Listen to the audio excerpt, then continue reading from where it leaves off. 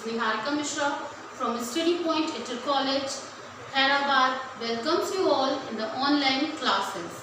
Students, in the last video we had discussed about the revolution of liberals and unification of Germany. Means हमने last video में अपने Germany को unified कर दिया था और revolution देखा था हमने liberals का.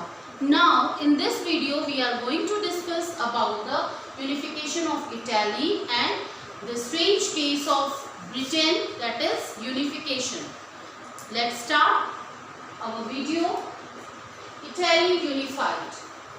देखिए उससे पहले हम आपको एक चीज़ बता देते हैं कि ये जो आपका ये आयरलैंड्स का ही ये समूह है, छोटे छोटे आइलैंड्स हैं जो मिलकर एक जो है पूरा कंट्री बनाएंगे. इटाली में ये जो आपका ये वाला पार्ट है ये सर्डेनिया पिडमोंट, जहाँ पर इटालियन प्रिंसली हाउस था, वो रूल कर रहे थे कौन?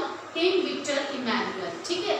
और ये सारे जो हिस्से थे वो इनके पास नहीं थे.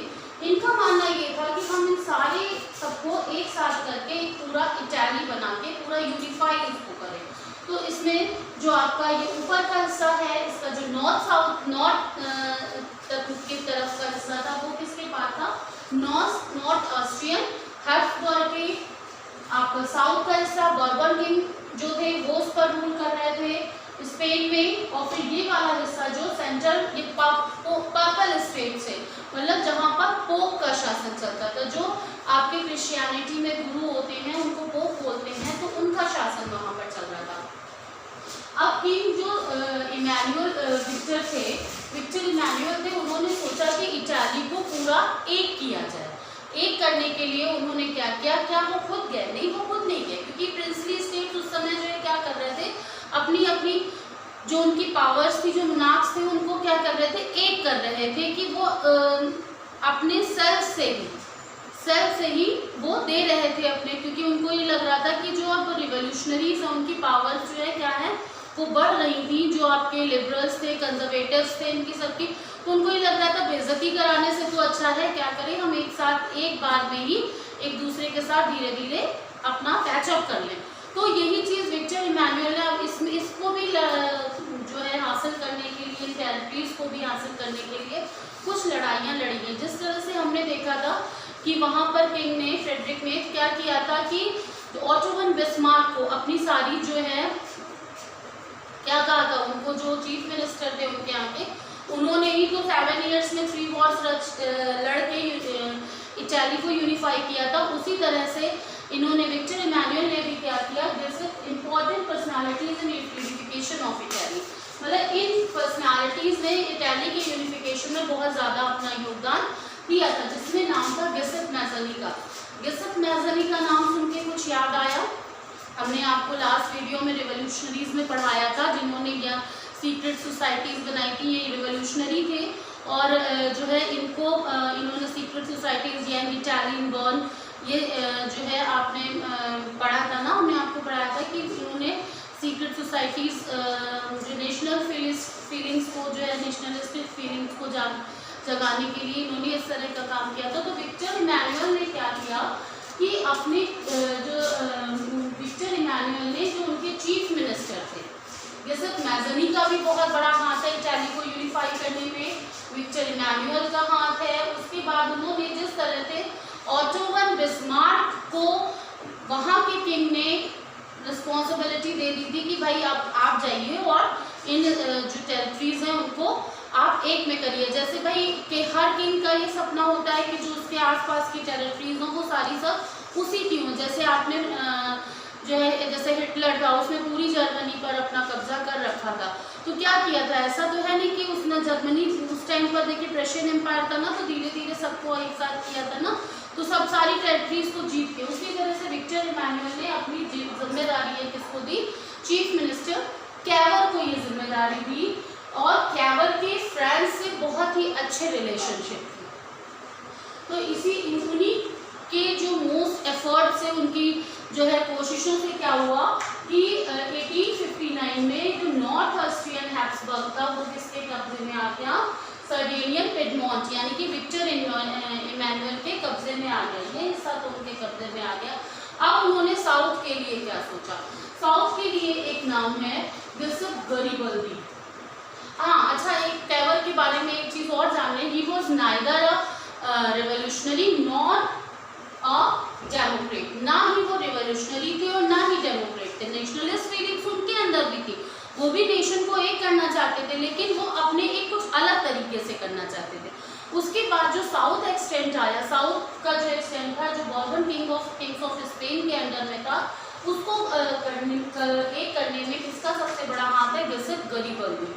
इनका भी नाम बहुत फेमस है हिस्ट्री में। विद द सपोर्ट ऑफ, इन्होंने क्या किया, इन्होंने वहाँ के जो लोकल पीजेंट्स थे उन पर उनका ज़्यादा अच्छे से राजा ने देखा कि भाई राजा किसी को ऐसे ही थोड़ा इलेक्ट कर लेता है कि हाँ जिम्मेदारी दे दिया, या कोई भी किसी को भी जिम्मेदारी दी जाती तो ऐसे तो दी नहीं जाती, हर चीज़ को देख कर दी जाती है ना कि कौन कितना जो है लॉयल है उसके लिए। तो इन्होंने भी क्या किया, गिउसेप गरीबल्दी को देखा कि वो उनका जो है, जो समाज का जो नीचा तबका था, जो लोअर स्ट्रेटा था, उस पर बहुत अच्छी पकड़ थी, तो उनको ये जिम्मेदारी दी। तो उन्होंने क्या किया, वहाँ पे जितने पीजेंट्स थे, जितने वीवर्स थे, जितने भी लोअर स्ट्रेटा के लोग थे, लेबरर्स थे, उन सबको इकट्ठा करके उस जगह को उनके सबके साथ मिलकर रिवॉल्यूशन कर दिया। और ये जो आपका ये बॉर्बन किंग्स ऑफ स्पेन के अंडर में जो टेरिटरी थी, उसको भी क्या किया, आप वो ये सारी टेरिटरी, ये टेरिटरी ये सब किसके अंडर में आ गई? सर्डिनियन पेगमॉन के अंडर में आ गया। अब हाँ, एक चीज और आपको बताएं कि उस टाइम की एक मेन चीज, एक बहुत ही इंपॉर्टेंट चीज थी कि वहां पर उस टाइम पर लोग जो है ना, मोस्ट पॉपुलेशन जो थी, भाई मोस्ट पॉपुलेशन जो पीजेंट्स वगैरह होंगे तो वो इलिटरेट होंगे, लेबर थे, पीजेंट्स थे, ये सब क्या थे? इलिटरेट थे। अब उनको किस तरह से उनके अंदर नेशनलिस्ट फीलिंग्स जगाई जाए, वो उसने अपने माइंड का काम किया। उसने क्या किया, इटाली, भाई वहाँ पे रहने वाले लोग इटालियन तो समझ रहे थे। इटालिया में ला तालिया जो है, एक जैसे हम लोग हैं अपने देश को आइडेंटिफाई करने के लिए जब देश के की जय के नारे लगाते हैं तो भारत माता की जय इस तरह से लगाते हैं ना नारे, उस तरह से उसने एक जो है एक स्लोगन दिया, ला तालिया। तो लोग पढ़े लिखे तो थे नहीं, वो जानते ही नहीं थे कि इसका मतलब क्या। उनको ये लगा कि विक्टर इमैनुअल की जो वाइफ है वो खतरे में है, वो एक खतरे में है, इसलिए उनको बचाना है, इसलिए ये सारी चीजें, ये रिवॉल्यूशन हो रहा है।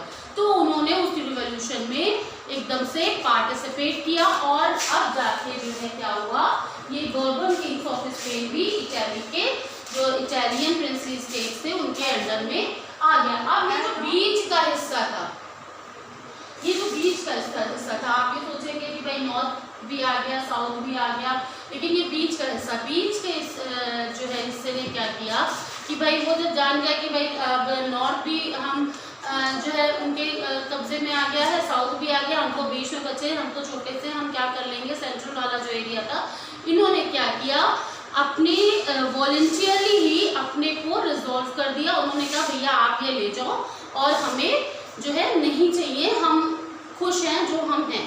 तो इस तरह से विक्टर इमैनुअल ने इटली को यूनिफाई किया। Understood this concept. Now we are coming on this stage case of Britain. अब हम इसको इस मैप के थ्रू समझेंगे। ये भी आयरलैंड से है, आपका ये आयरलैंड है, आपने कंट्री का नाम सुना होगा, और क्रिकेट मैच में टीम भी है। आपका ये स्कॉटलैंड था, ये इंग्लैंड था, उसी के लगे हुए क्या था, वेल्स था। आपने यूनाइटेड किंगडम, आप कहेंगे इंग्लैंड, यूनाइटेड किंगडम और ग्रेट ब्रिटेन, ये सारी चीज़ें एक हाँ इस टाइम पर एक है, लेकिन उस टाइम पर एक नहीं थी। इस जो है अलग अलग सब थे। अब इनको एक करने में क्या क्या किया गया, देखिए एक आपका बुक में भी, और एक जो बिल्कुल एकदम एग्जैक्ट पॉइंट जो इसके लिए निकलता है वो ये, it was formed out a long drawn out process not by sudden upheaval और रेवोल्यूशन।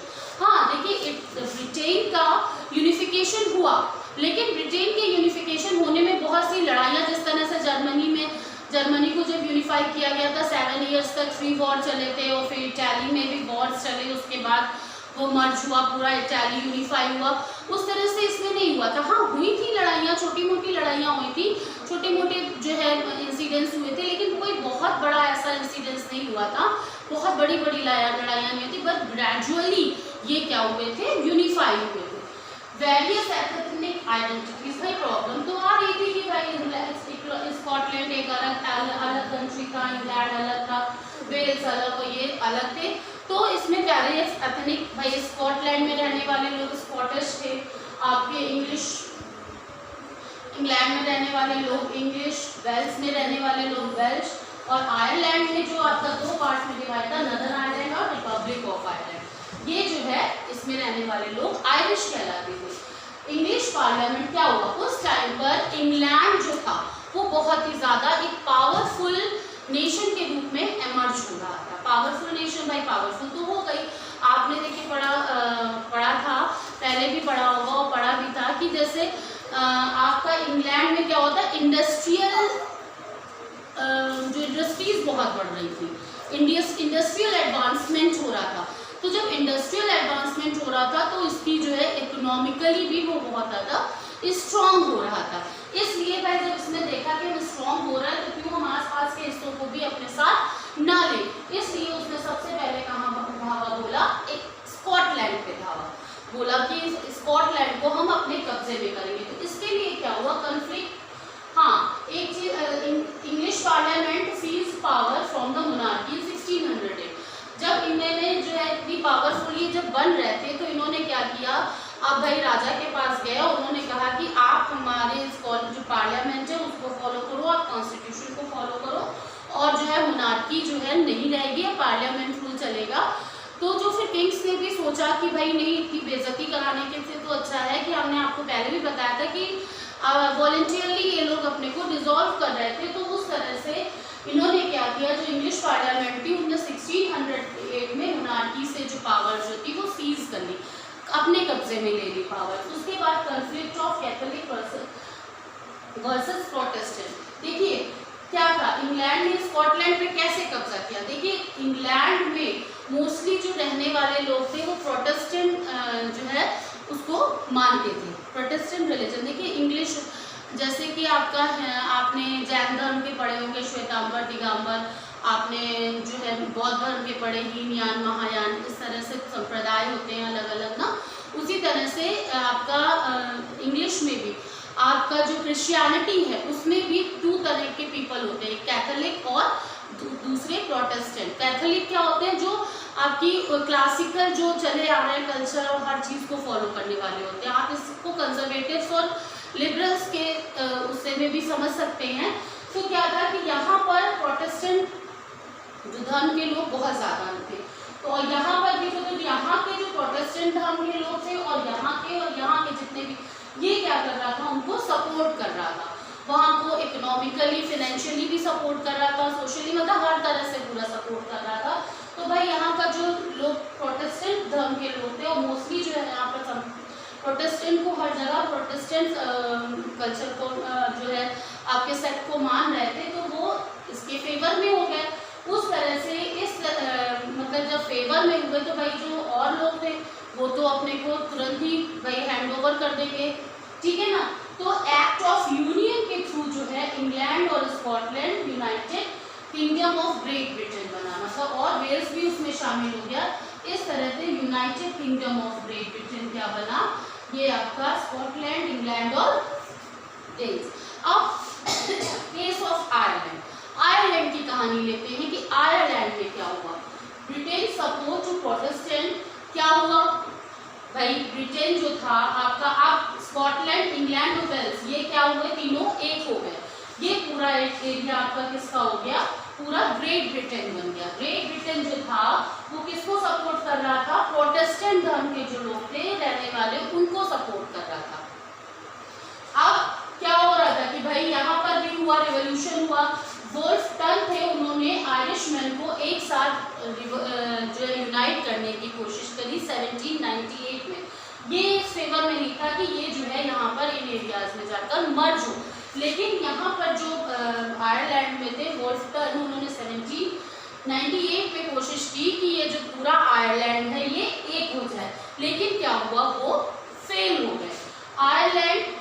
फिर आयरलैंड ने जो है यहाँ पर भी जो रहने वाले प्रोटेस्टेंट लोग ज़्यादा थे प्रोटेस्टेंट सेक्ट के, तो फिर क्या हुआ कि जब जो है उन लोगों ने अपने को जो माइनॉरिटीज में थे उन्होंने भी अपने को हैंड ओवर कर दिया। तो इस तरह से ये तीनों मिलकर इन्होंने क्या बनाया, यूनाइटेड किंगडम बनाया। ये आपका आयरलैंड और आपके ये वेल्स, स्कॉटलैंड और इंग्लैंड मिलकर इन्होंने क्या बनाया, यूनाइटेड किंगडम बनाया। लेकिन अभी भी ये वाला हिस्सा जो है इसने अपने को सरेंडर नहीं किया, इसने जो है अभी भी, लेकिन जब ये सारे मिलके जो है ये अलग ही कंट्री आज भी है, इसने अपने आप को सरेंडर नहीं किया था। आज भी ये एक रिपब्लिक ऑफ आयरलैंड नाम की एक अलग कंट्री है। इस तरह से, और ये सारा चीज मिलके बनता है ब्रिटिश आयल। इस तरह से स्कॉटलैंड, इंग्लैंड, वेल्स और नदर्न आयरलैंड मिलकर बनाता है United kingdom of great Britain. ठीक है, अब भाई जब सब एक हो गया तो फिर वहां पर आई कलेक्टिव आइडेंटिटी की बात, कि किस तरह से भाई जब हम इंडिया में रहते हैं तो हमको इंडियंस बोला जाता है ना, इंडियंस बोला जाता है। अब कलेक्टिव आइडेंटिटी की बात आई तो उसके लिए क्या किया गया, symbol of new Britain, of the new Britain, मतलब उसके लिए अलग अलग सिंबल्स के यूज किया गया। जैसे हमारे भाई नेशनल फ्लावर है, नेशनल फ्लैग है, नेशनल एनिमल है, नेशनल ट्री है, ये सारी चीजें है ना। उसी तरह से यहाँ पर सबसे पहले किस चीज को अपनाया गया, national British flag. British flag जो था यूनियन जैक, इस तरह से आपने देखा होगा ना कि इस तरह से ब्रिटिश फ्लैग होता है, इस तरह से यूनियन जैक, सारे यूनियंस को आप आपस में मिलाकर ये एक सिंबल दिया गया। नेशनल एंथम, एक नेशनल एंथम दिया कलेक्टिव आइडेंटिटी के लिए कि God save our Nobel king, एक नेशनल एंथम दिया गया। देन इंग्लिश लैंग्वेज, धीरे धीरे भाई स्कॉटलैंड में स्कॉटिश बोली जा रही थी, वेल्स में वेल्श, तो इन लोगों ने धीरे धीरे अपनी सारी आइडेंटिटीज, अपनी इंग्लिश लैंग्वेज जो उनकी लैंग्वेज बोली जा रही थी, जो कुछ भी उसको धीरे धीरे छोड़ दिया। और जो बेसिकली ग्रेट ब्रिटेन की, यूनाइटेड किंगडम की जो लैंग्वेज डिसाइड हुई वो क्या हुई, इंग्लिश लैंग्वेज डिसाइड हुई। इस तरह से न्यू सिंबल्स देने के बाद कलेक्टिव आइडेंटिटी को पैदा करने की कोशिश लोगों में की गई। You watch this video, I hope you easily understand the both concepts. You watch this video, also read from your book. Still you have any problem, then you can ask to me. Till then, you stay home, stay safe, have a good day.